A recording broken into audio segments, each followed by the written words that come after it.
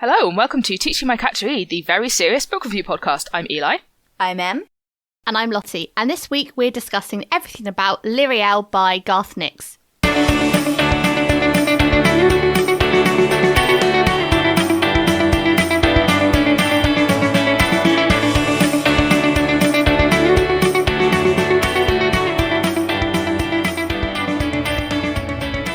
I heard the music in my head just then. It's important for me that you'll know Yeah. that. Same.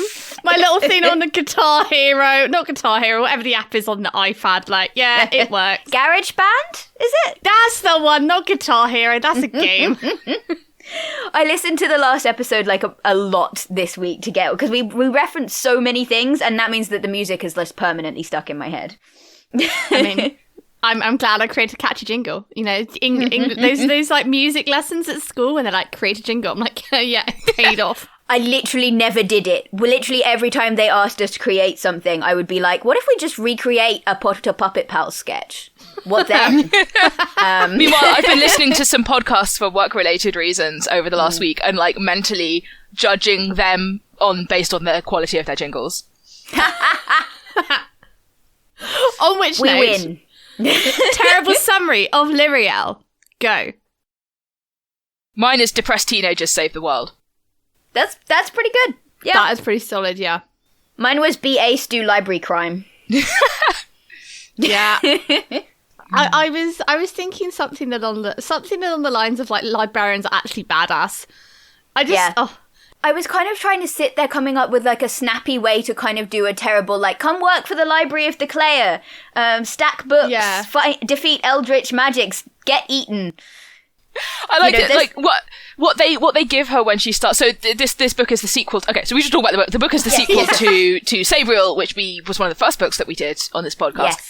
And it starts out following Lirael, who is a daughter of the Clayr, who is these people who can see the future, or they have some gift of prophecy. Anyway, and she becomes a librarian as part of that's like her job. And what they do is they give her, like, these little, like, she gets this little clockwork mouse and a little whistle, accessories that she can have if she runs into danger during the course of her work as a librarian, which is very reasonable because the library is deep and dark and full of mysteries. But anyway, they're giving her these things. I'm just like, Claire's accessories.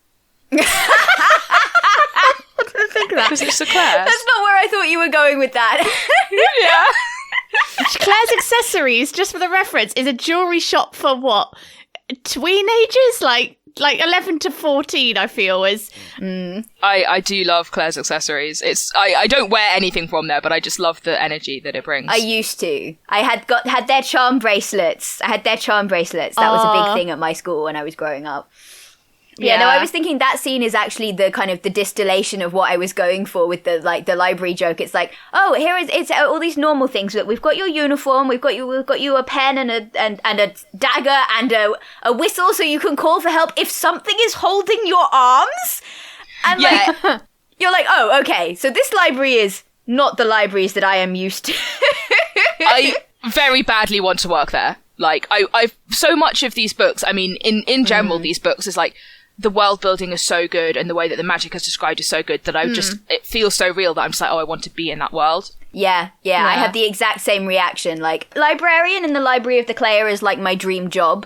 Basically. Genuinely. I want to be able to do magic in my downtime and create myself a dog friend. Yeah. I did love that. Abhorsen's house is the other one.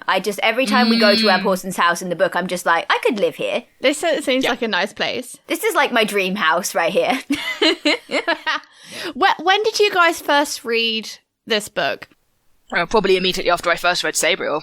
Or Sabriel. I can't remember if we settled on something last time. No, we didn't. You stuck with Sabriel, and Lottie and I were both on Sabriel still because... Yeah, I think Lirael is pretty... Like, I don't know... Lirael? I guess, but Lirael has always been the obvious way to me to say this. I guess you could stress it differently, be Lirael or something, but like... Yeah, except that, like... So that suffix, ale, comes up, like, a lot in this book. Like, there's Astariel, Mosrael... Like, it's a lot of the... That's anyway, true, and it's actually. And it's like, it's a Hebrew... suffix that comes up a lot in Hebrew, and it's never stressed there. So that's my defense of not stressing it when it's in English. Also, as you've said it, I realised that I would never try and pronounce either Mosrael or Astariel with like putting the emphasis on the A. Yeah. So why would I try it with Lirael? That's like, no. Let's get consistent with our fantasy pronunciation, yo. And when did you first read this book? Oh, I don't know. In school, it's one of those ones that, like, you know how you have had read it for so long. That's not the right tense. You have read it for so long that you're just like, I've always read this, right? I have always been in a state of having read this book. I have very vivid memories of taking the local library copy on holiday with me. Oh, risky. Oh, yeah, I know. But it was like we used to do these long weekends in Norfolk and like, yeah, I remember taking it, and then I remember getting that library book out again months later and finding like grass in it from the campsite. Oh God! Amazing. On that note, like we're getting to the point at the time of recording where things are starting to open up again because of the world situation, but things are starting to open up again, and I am so thirsty to go to the library. I dream about going to the library. I haven't been yet, but I'm going to go. You might get eaten by a free magic creature, Yeah, Eli. I might accidentally unleash a Stilken. Yeah. I think I first read this. I must have been, I think 10 or 11. I read it like Eli said, like straight after Sabriel, and then there was a gap. And I remember having Abhorsen. Me and my siblings shared it as a hardback copy. So we must have got that when that book came out, and I must have obviously read this beforehand. But it's been a long time since that reread, and I have thoughts and feelings. And some of them are good, some of them aren't. Well, so the thing that struck me on this read more than I think I've ever had it before was like Samuth, the Prince Samuth, he's the kid of Sabriel and Touchstone from the first book. Like it's 19 years later or something, and he's one of their kids. And he ends up going into death to try and defend /save/fight against an attack by a necromancer while he's at school, essentially, or sort of near being at his school. Yeah, it's like a school He's just trip, come from isn't a it? cricket match. This is the most, upper class fancy school shit you can think of. And he comes away from this with trauma, like a lot of trauma about what happens to him while he's in death, which is essentially he's completely outclassed and he barely gets away with his life, or even with his spirit intact. Yeah, and he goes like the aftermath of this is that he's just mad depressed, like really, really depressed. And nobody around him can see it, and they think he's just being sulky and he's trying to shirk his duties. And I just felt so strongly for him, because I think maybe the last time that I read this, I was not that far out from having been a depressed teenager myself. So, and I think this is the first time I've read this book with enough distance to look back and go, oh, that is what's happening. With enough self-awareness. Well, and we get two very different sort of presentations of being a depressed teenager in this book. And like when I was younger, like I related to Lirael so hard, like, and not to the the full like content warning, dear listeners, that Lirael does there is suicidal ideation in the first half of this book. Like Lirael does plan to kill herself at one point, and I want to stress that was never that I wasn't in that position, but all of the like I never want to talk to anybody, I would rather just be left alone in the library, and like that intense feeling of never fitting in. I really, really related to Lirael, and I've always found Samuth kind of annoying. And then I reread it this time, and I'm kind of looking at it from the, out of many years of therapy and all of this, and I'm kind of going, oh shit. No, he is depressed, isn't he? That's what this is. This is a trauma response. Yeah, but as you say, like finding him annoying, like that's what everyone else in his life, because they're only seeing a little bit of it. And I think personally for me, I wasn't able to see the depth of his narrative because I was kind of still in the middle of it in some ways myself. Yeah. I definitely agree. I think the thing that when I was reading this, and I think I had the same I had this memory of when I read it initially, was I kind of didn't want to follow Sam as much. That's not because of his character's backstory, but I wanted to hear more about Lirael. So the book it follows Lirael for like the first third, and then Sam, and then they meet up, and then the book sort of concludes and has a cliffhanger for the next book. And for me, on rereading it, like I think it's trying to shoehorn too much in, because it's trying to reference Sabriel and Touchstone. And like one thing that I think didn't really make sense in my head, maybe because I was just speed reading it, but I didn't understand why Sam had to be, or was lined up to be, the Abhorsen in waiting, not his sister. Because if we're doing it like... Well, it doesn't sound like she hasn't got the death sense. I think that is something that, like, she doesn't have the aptitude, They've got this issue where the king and the Abhorsen have got married, and they need people to inherit both of those things. And Elamir is the oldest, and so she sort of naturally is like, oh, well, the throne will go to her. And it just so happens that she turns out to be naturally very good at that. Like it's sort of mentioned earlier on that she takes, whenever she's having to be regent, she takes to it really well. And therefore it's like, oh, well, I guess Sam will be the Abhorsen then, except he's not. But nobody knows how to deal with that, and they don't really want to acknowledge it. I think it's also like there's neither of them, like both him and his sister, I think that on the reread, and I appreciate coming at this through a lens of a, you know, late 20s rather than a young adult. Like, at the end of the day, this book is probably not aimed at my market, if that makes sense. I just was like, Tasha and Sabriel just like pissed off. They obviously like go away and do all their saving the world and all that jazz. What I couldn't understand was like they sent both of their kids to Ancestral Air, obviously for safety reasons. But I feel like the kids came back. They had this sort of disjunct because they're set up in this position of like high, you know, this like, okay, Elamir is she's going to become the queen or the king, and her brother is going to become the Abhorsen, and that's just the done deal. That's how it rolls. And I was just like, why aren't Sabriel and Touchstone more in tune? Because like in tune with what their kids need and what their kids want. Like not even say, there's no reference of say like a nanny or a parental figure for like when they're having to go off and do things that is sort of providing them with that help. And I just thought that was sort of like, well, they're written as what, 17, 18, so they're older teenagers. They're not like 14-year-olds. I was thinking, oh, it would have been nice to sort of see that side. And at the same time, I was thinking when I got to the chapters about Sam, I was like, oh, another Sam chapter. I want to hear about Lirael. I want to go back to the library and hear about Lirael because that was cool. So I don't think it's not like a bashing of Sam's arc or Sam's story, because I think that is also incredibly interesting. It's just more, the book is titled Lirael, and I feel as a young child, as a young girl, I wanted to hear more about Lirael and the Clayr and all of that jazz. Rather than trying to shoehorn in Sabriel's bloodline. So, Lirael and Abhorsen, the third book in this trilogy, are really kind of one book that got cut in half. That's what I was thinking. When I read it felt like and that. So it's sort of like, okay, well, what will I name it? Okay, well, there's sort of Lirael makes sense as the one of the protagonists. So in that sense, just because the book is called Lirael, I don't necessarily think that means that, like, it is just the title. It's not necessarily how the book was planned to be.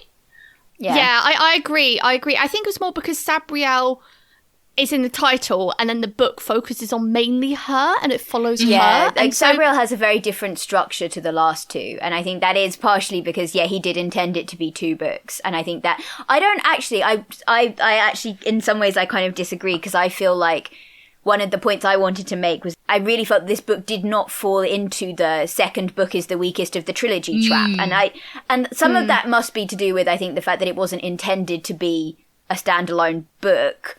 But I think it does stand on its own. I think it was the one that I reread the most as a kid, and I reread it independently of the other two.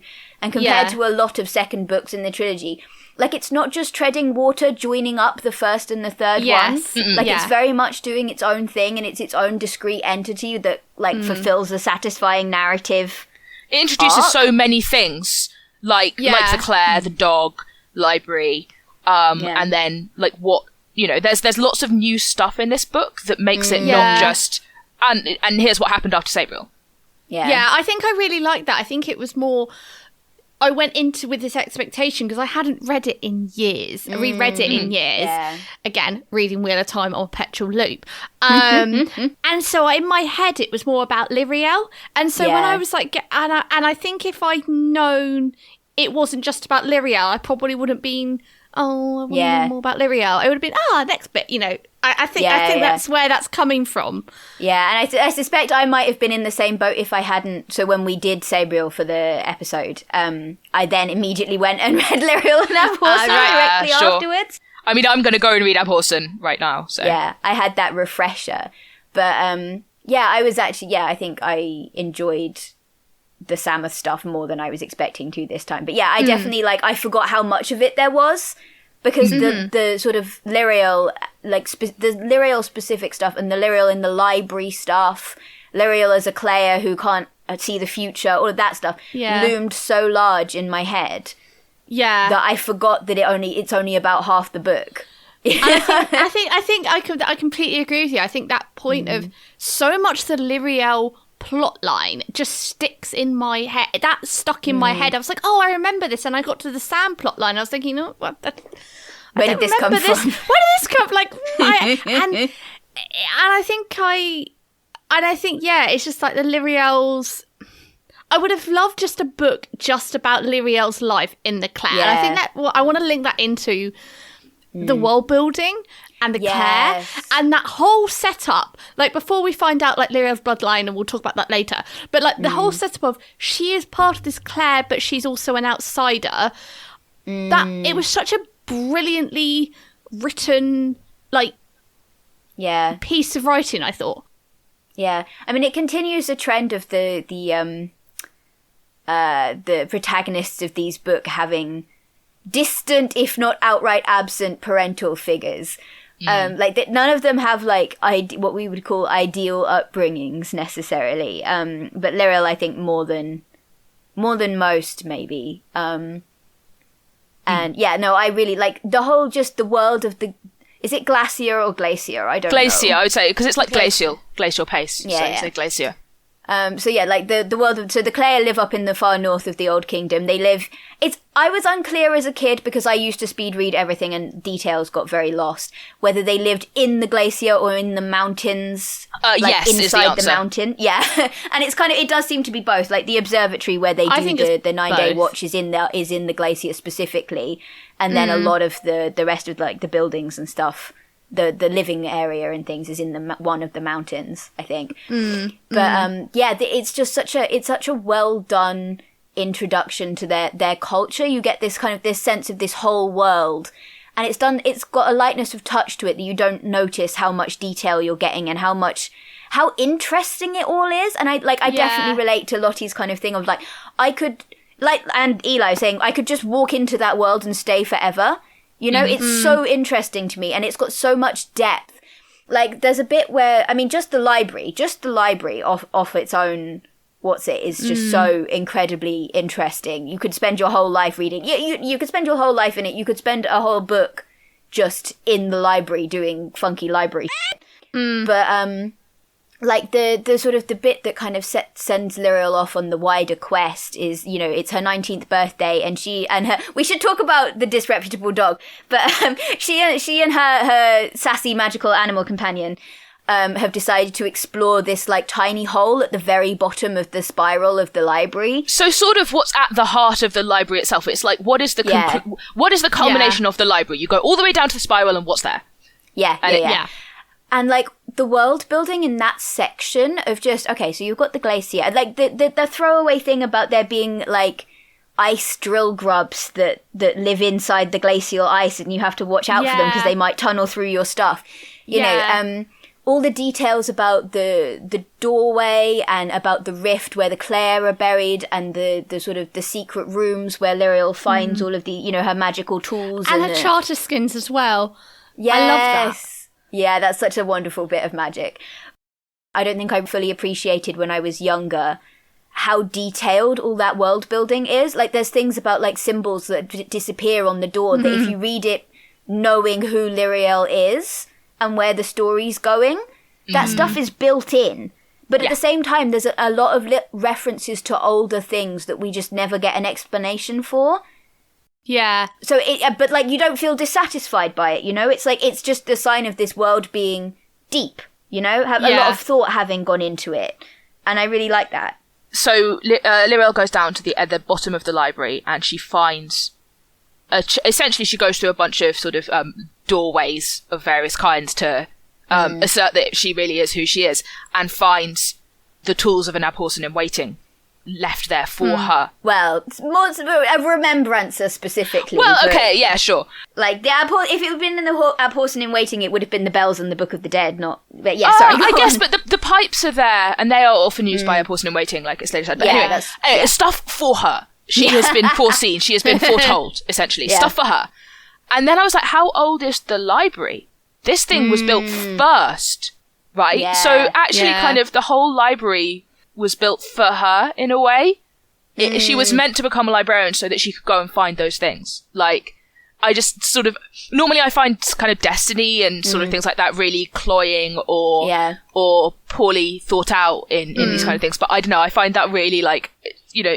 I think it works satisfying in the specific setup that they have, and I think it fits in with why Lirael appealed so much to me as a kid, and I suspect to you guys as well, is that, like, sense of belonging that comes from her finding her genuine real place in the world, like, for having been such an outsider and having suffered so much for it, and then to realize that there is built in to so many things is this space for her where she's important and valued and anyway. But I was going to say, the thing with the destiny thing is it's established early on that, like, the Clayr can't see Lirael.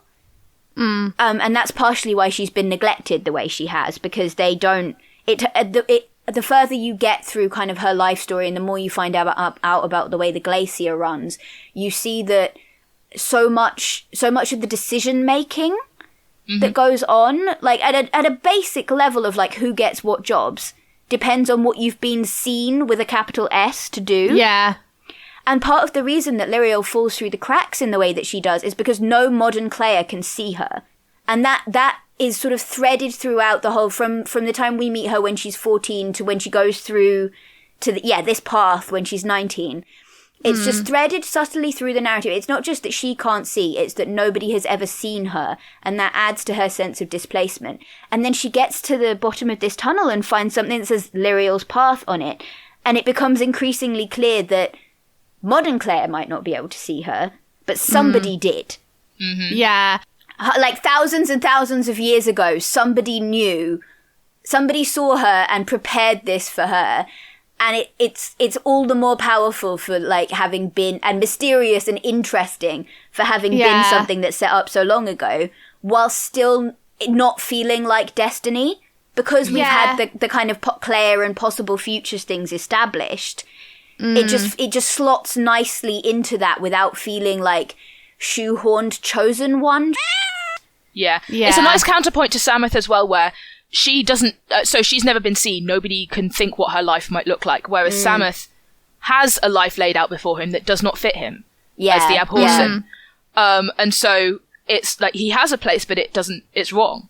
And she has no place. And so there's this sort of, both suck. I mean, something I wanted to touch on about what you said about sort of Lirael's feelings of outsiderness, and then finding that maybe somebody long ago saw her, and, you know, I definitely, one of the reasons I related so hard to Lirael was gender feelings. Of I don't fit in with this thing, even though everyone tells me that I do and should. And so her finding a place and finding that actually there's a reason that she is the way that she is, and it's valuable and it's good and it's necessary. Definitely meant a lot to teenage me who had no idea why. Yeah, and I think I'm thinking about gender things. Like, I think part of the reason what Lirael's going through is so relatable when I was younger, but also I'm not looking back at it with an adult perspective and going, oh, if only you'd had therapy, babe, kind of thing. Is that so much of it is like all of that outside is just implicit.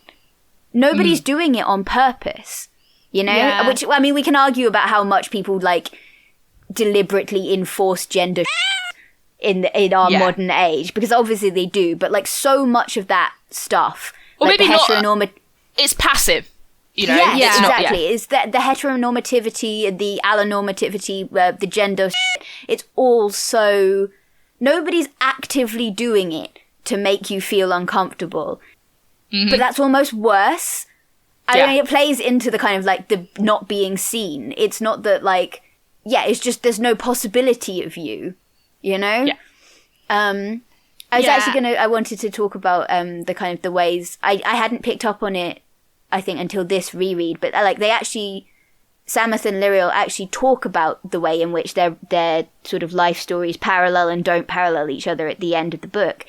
And it was really interesting to me to think about them as foils. And I suspect part of the effect of like the book having been intended to be one book is that maybe isn't drawn as clearly as it maybe should be. Is the kind of like they're starting from different points, but they're sort of it's they're mirror images of each other in interesting ways. Like the whole like Samuth is good at making things, and nobody ever goes, oh, maybe that's the thing that you should be doing. But multiple people do try and point out to Lirael that, you know, she's more of a charter mage than like anyone else in the Glacier, and, you know, she saved all these people's lives in the library when she was younger, and, you know, she's done all this impressive and like maybe that's enough. Like, but nobody does that for Samuth. Even Samuth doesn't do that for Samuth. Samuth is just sitting there going, I'm bad at this one thing that's really important, and therefore nothing else I do matters, and nobody else corrects him. He doesn't have a disreputable dog to bite him every time he gets self-pitying. Yeah. I think that comes back to like the scene where I guess we're going to touch on the bloodlines bit in a minute, which I think I have opinions it kind of about me, because it felt a bit shoehorned in. So basically what happens is, so Lirael is a remembrancer, so she can see into the past. She goes into death with her mirror, looks into the past to find more about her mother, and her mother has effectively a one-night stand with what the reader can identify as the Abhorsen, Sabriel's father, who is like something like, it was too big an age gap. Anyway, like it felt shoehorned in. And so Lirael then comes down in the Abhorsen's house with where she is with Sam, and she's given these clothes, and she realises, I'm descendant of the Abhorsen, but I'm your half aunt. And Sam is like, oh, thank God for that. I'm not the Abhorsen waiting, it's you. And her reaction is, I'm never going to have the sight. Like it kind of, I don't know. For me, I made a note, and I'm thinking, even if you're going to go with bloodlines as a magic system, which is a bit tropey in fantasy, I feel has some unfortunate implications often. Yeah, I think if you're going to go with bloodlines, you could have made it that her mother was. Like, I feel it was just a bit cheap saying, oh, the Abhorsen slept with this lady and now they're related. Like, it just felt like a really easy cop-out. You could have just said that her mother or her father, who's a mystery man, is also descended or second half cousin twice removed. It didn't have to be so direct. It could be like, actually, you don't have to be from one of these special pure bloodlines. It can be diluted and then come back in whatever generation. And I think that would have been a much better thing if she's like, I don't know who my dad is, but I know that my mother was a Clayr. I'm a Clayr, but clearly my father had some bloodlines, therefore I'm the whole Abhorsen and waiting. Well, I mean, as well, we kind of, like, presumably necromancers who aren't Abhorsens must get death sense from somewhere, right? There's an aptitude there that, like, it must exist independent of the Great Charter bloodlines. I don't really have a problem with the Lirael's parentage per se, in that, like, aside from, we are going to talk about the bloodlines thing, but, like, part of what that is doing in the narrative, it's like, so it's a mechanical question that's being resolved, right? That sets us up for the revelation that, you know, that Lirael's the Abhorsen in waiting, and she needs this specific combination of skills needed to exist in the world for what's going to for them to work out how to solve the final problem that they have in Abhorsen, and you know, so like mechanically I'm okay with that. From a character perspective, I also think it ties in pretty well with kind of the Clayr aren't perfect, right? No. And having the sight isn't easy necessarily. And there's this kind of sense that part of what's the problem that Lirael has growing up is that there's such this intense community sense that is based around this one thing. And the Clayr, as we kind of find out in this book, one of the ways that the Clayr see things is by coming together in a community, and each of them has a small part of the vision. But at the same time, we know that's not how all visions work, because individual Clayr can see their own individual death, and Lirael's mother was the only one to see. No one else sees. Yeah, exactly. So she's seen something that nobody else has seen, and it's a scary thing, and it's an unpleasant thing, and it's. I think we're supposed to, as readers. I don't think that interlude is meant to make us feel comfortable. No. You know, one of the things both this book and both of these books talk about, Sabriel and Lirael, are really concerned with duty. And I like that it's not destiny duty, but it is like, you know, responsibility. Like you have, you know, what do you... We spoke a lot about liking the fact that Sabriel doesn't shirk. And I think the way that this, like Lirael's parentage and the way that she finds out about it and how it's played works for that narrative of sometimes what do you do in that situation? What's your duty? What do you think your duty is? What does it involve? And it's not always nice. Like, Lirael wants the sight desperately, but if she'd been put in that position, especially considering how she seems to feel about romance and sex generally, which is just, please don't, actually, it's not fun and games, you know? It's not this beautiful thing that would magically fix her life. And it also, like, it's another thing I think that helps to disentangle her from that sense of, I'm worthless if I don't have the sight. Because, like, it's another, like, you know, she's been able to tell herself stories about her parentage that, you know, maybe it was this beautiful romance and all of this. And it's another step in that kind of disillusioning, I think, that kind of untangles her from that sort of, I don't know where I'm going with this. No, I think it's a valid point. She sort of thinks that the rest of the Clayr have this perfect, charmed life because they have the sight and because they're part of this community. And so, her seeing that actually the reason that she exists and was that her mother had a vision that nobody else did, so she was completely alone in knowing this and what she was doing, is to go and, like, literally she says in the scene with the Sabriel's father, the Abhorsen, you know, do you think anything but the sight could convince me to leave the glacier and go and sleep with a man who's old enough to be my father? You know, she's sort of, everyone has a part to play, and not everyone's gonna like it. Magic isn't nice. And I kind of think Samuth gets actually the long end of the stick in this, because he realizes that his part to play isn't the one that he had thought it was and that everyone else had thought it was, that fits him so poorly. Like he's relieved that it turns out that he doesn't have to be this thing that he's utterly terrified of being. And Lirael's I think it's more complicated for Lirael. And that's it's a really interesting juxtaposition, and I think it's one of the things that makes the book work so well. I did want to talk about, do we want to do bloodlines first, or I wanted to talk about kind of comparing Lirael and Samuth versus Sabriel as protagonists and their whole attitude to their duty. I want to say that bloodlines, I think the whole it's so I have kind of a complicated time with this, because obviously, like, bloodlines as a sort of destiny and you have abilities and because of your bloodline sucks and can have really unfortunate, like, racist implications. And ableist as well. If you... But at the same time, so I converted to Judaism. And there is also, like, this sort of, not superstition exactly, I'm not sure if it's actually a midrash, but that sometimes the Jewish soul can skip a generation. And my grandfather was Jewish, which is one of the reasons that I started looking into converting in the first place. And so I do kind of like it's kind of a reassuring thing to think that actually maybe something, you know, having a place made for you already is reassuring. But at the same time, in the real world, you often have to make the place for yourself, so. But I can understand the allure, right?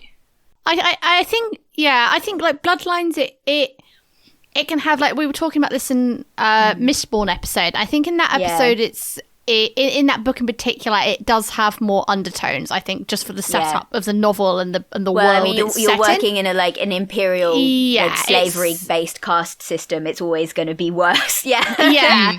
And I think the sort of the nice, I'll sort of say nice, but like with magic through bloodlines, and it's this inherited gift is a very good plot point. But I think as I get older, I kind of prefer it when it is something to do with like your own ability rather than something you're destined to be. And I mean, I don't mean to ham on about Wheel of Time all the time, but that one, I'm pretty sure not everybody has to be related to have the access to the one power.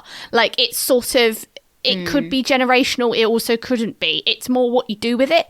I want to write a fantasy novel where, like, they think that the magic is, like, blood hereditary. And it actually turns out that it's just through nurture, but they don't find that out until somebody adopts a child. And it's just like, this turns everything on its head.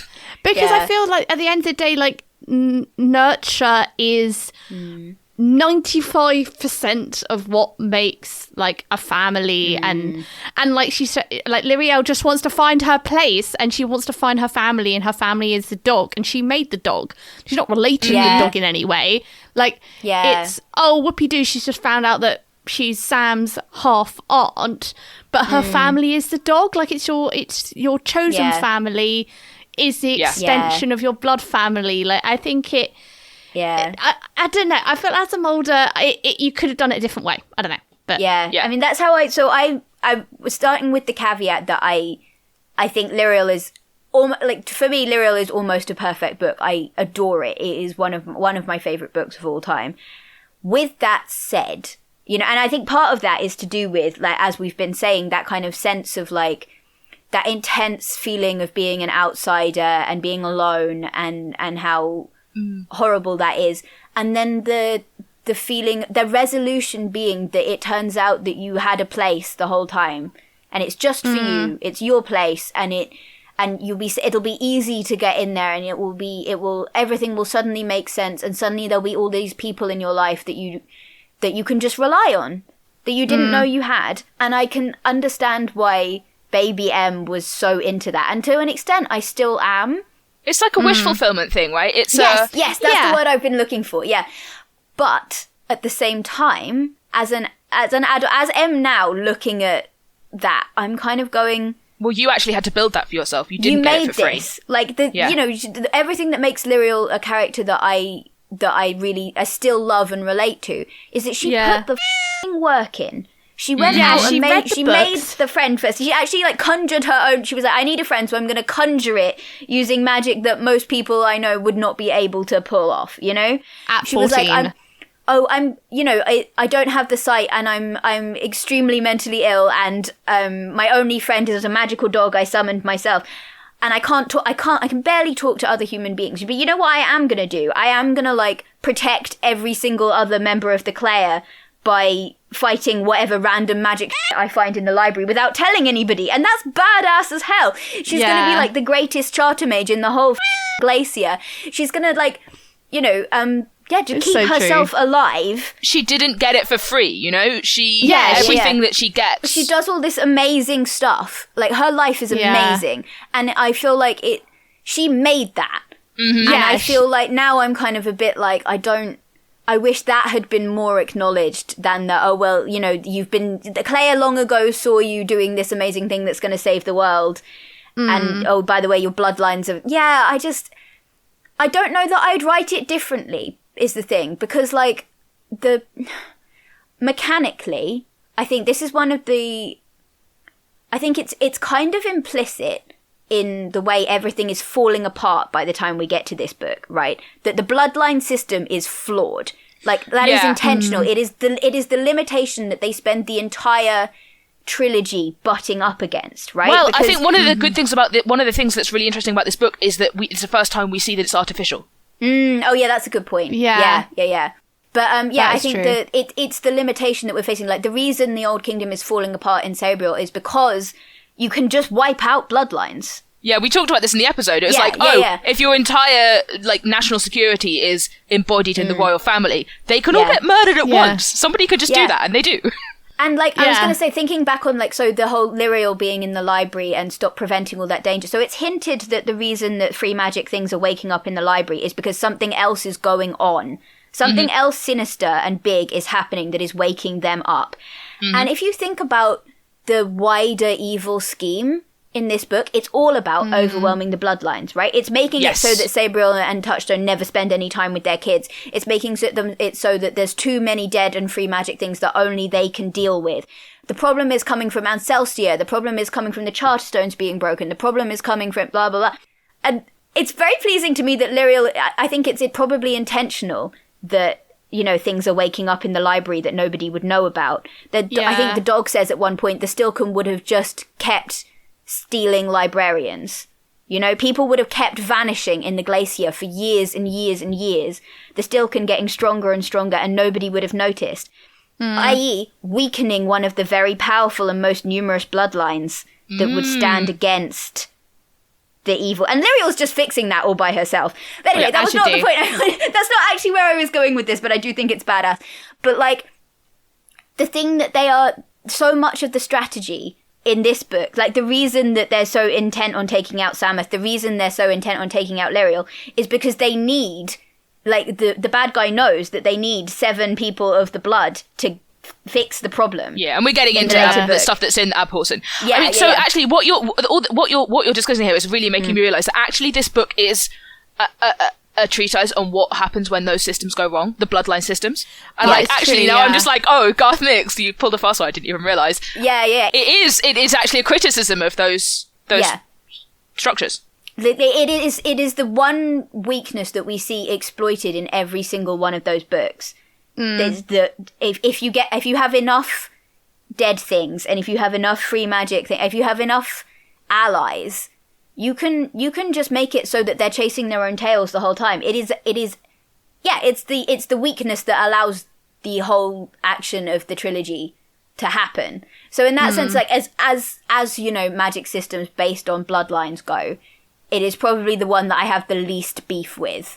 Well, again, it's artificial. It's not some immutable truth of this world. I guess it sort of is, but in the sense that we know that there was a decision at the beginning of the charter that made it be that way.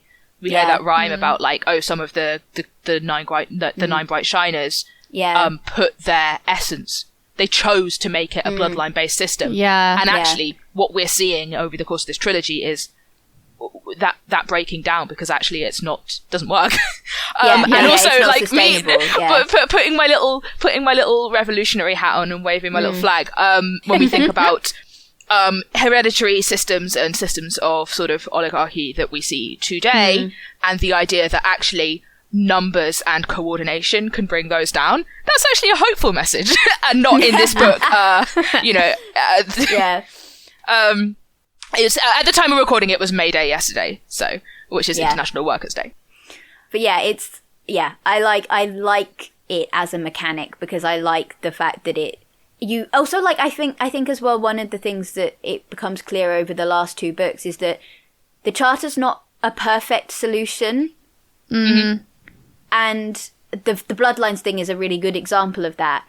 But it's the fact that it's artificial and the fact that it doesn't work, and also I think the what happens to the 8th of the Shiners, which is something that we don't really hear about in Sabriel. It's kind of horrifying, really. Actually, when you think about it, you didn't want to be involved, so we enslaved you for millennia. Thing, yeah, that's not great. So you kind of inherent in that already is this sense of this system isn't perfect. And actually even the bright shiners who we the bells are based on, and the bloodlines, not the bloodline stuff, the 5 great charters that knit the land and everything, it's imperfect, and that's exploited in a very real way as part of the narrative. Speaking of the 8th shiner, Lottie, you have read all these books, right?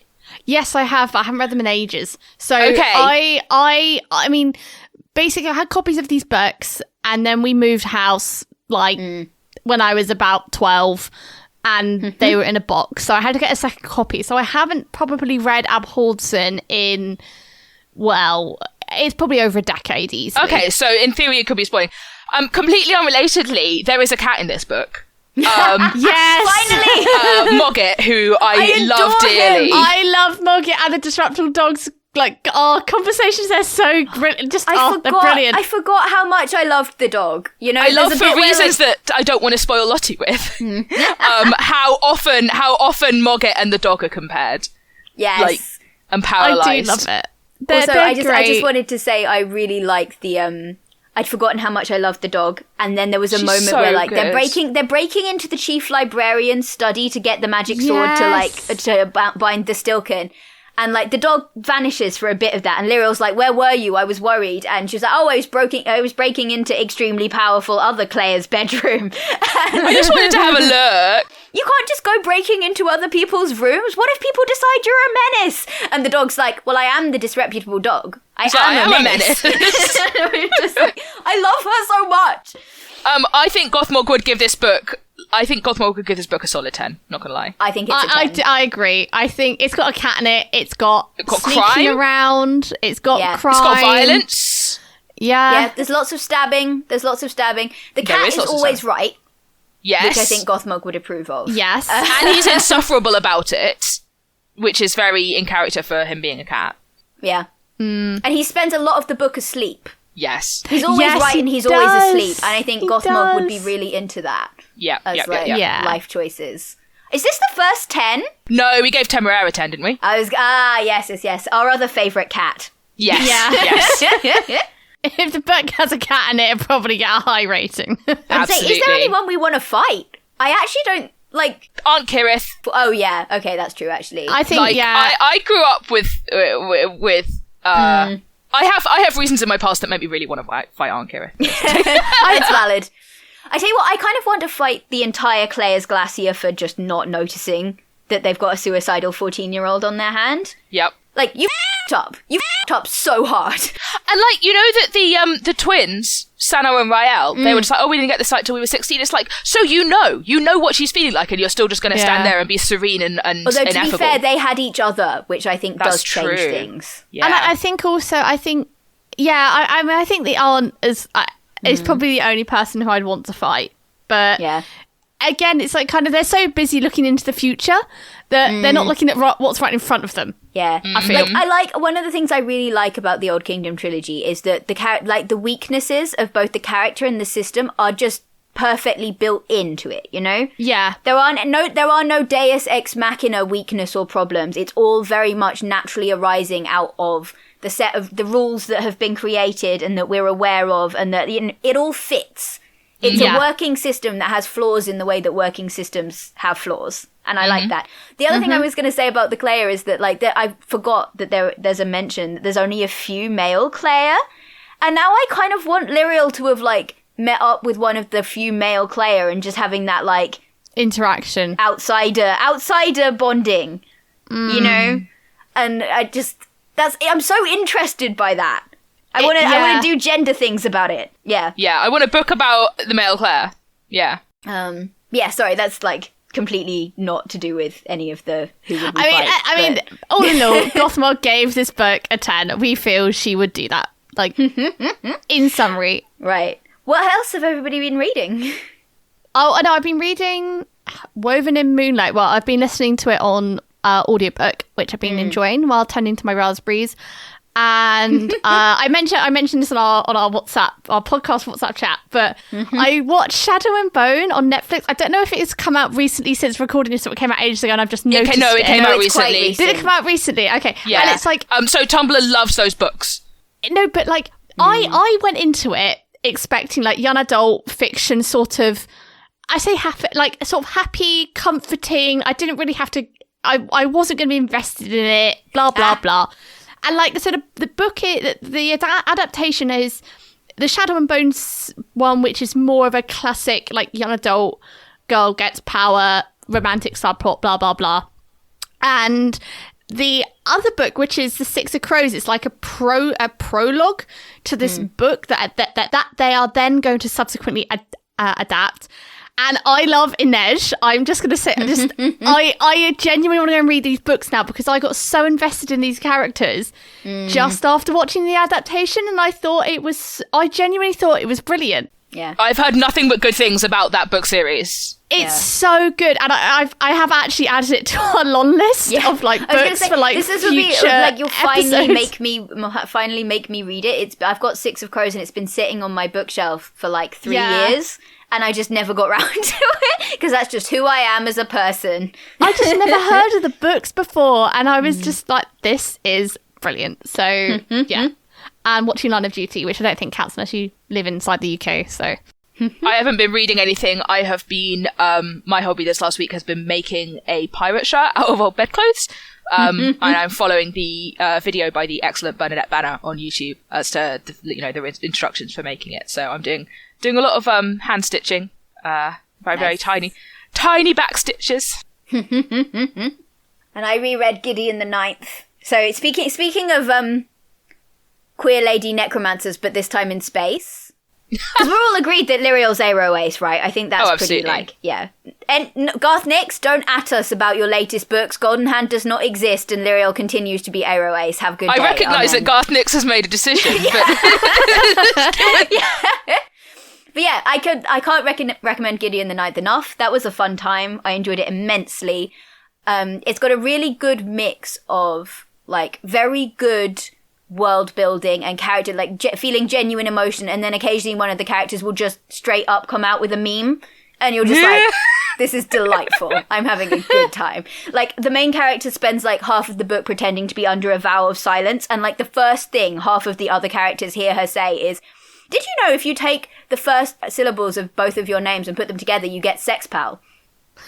That is the first thing that she says of the half a book of pretending to be this really mysterious, like, that just reminds me of The Good Place with Jason pretending to be a monk because he doesn't want to get caught. It's very much like that. Like, everybody, like, you spend this whole book, you're inside Gideon's head, so you know she's like, I love her dearly, but she is a himbo. She is big himbo energy on this bitch. That's a very good character archetype. Yeah, but like, everybody else in this book is like scared of her and Harrowhark, who's I guess her boss, kind of, because they come from the mysterious 9th house of necromancers and nobody knows anything about them, and they have forbidding skull makeup and all of this crap. And yeah, she's supposedly taken a vow of silence, and like everybody else on this abandoned like planet is just terrified of her. And the first thing half of them hear her say is this sex pal joke. I'm just like, this is delightful. This is delightful to me. Well, you know what is also delightful, and I'm very excited for Em's take on this, is next time we're going to be chatting about the Old English poem Beowulf. Woo! And yeah, I'm very, very excited because Em got me one of the more recent translations, and I'm just excited to get into it and like all the background and stuff. I'm very, very excited. I've dug out my ring binder. Of printed PDFs of Beowulf-related articles. Gonna get academic, yeah. I'm gonna read the Tolkien translation because he did a translation, being who he was. Yeah. I'm very, very excited about it. I like the Tolkien one. I'm looking at my stack. I went through my bookshelves last night looking for my stack of Beowulfs. I have 8 Beowulfs. 8! I have 8 Beowulfs. Possibly 9 because I think my mum's got one. Like, I think there's a couple in my parents' house, so it might be as many as 10 Beowulfs. Whoa. Oh my goodness. They've got almost a football team of Beowulfs. Yeah, so, basically. yeah, I mean, you guys listening, you should get excited about that because it's going to be good. It's going to be very good. So, yeah, thank you all so much for listening. Please like, subscribe, or /follow whatever word Apple or Spotify puts on their little podcast. What's it? If you're able to review on your podcast platform, it means the world to us. Shout out to Cecily for our most recent review on Apple Podcasts, which genuinely made our day. Follow us on all our socials. We're on Instagram, YouTube, Twitter, Tumblr, Goodreads. They're all on our website, so just probably go to the description. You can see them all linked there.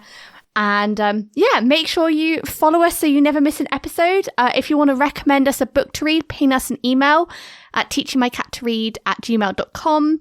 Just add hello there in the title so we know you're not spam.